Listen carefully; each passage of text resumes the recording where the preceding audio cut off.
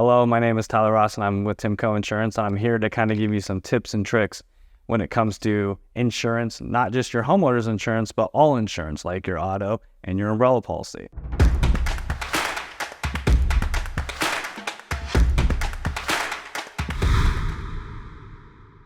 So the first tip that I love to give people is stay with your company as long as you possibly can.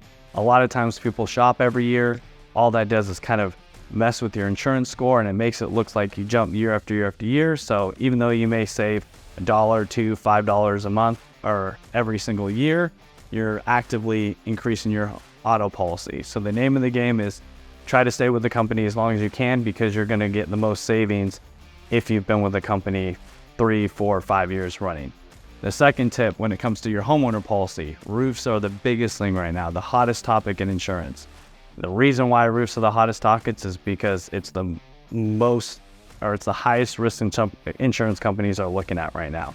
So if you have a roof that's 15 years or younger, that is what we're looking for homeowner insurance, because you're going to get the best rate and you're going to have multiple carriers that are going to want to be able to write that business versus having a roof that's 15 years or older and those options dwindle.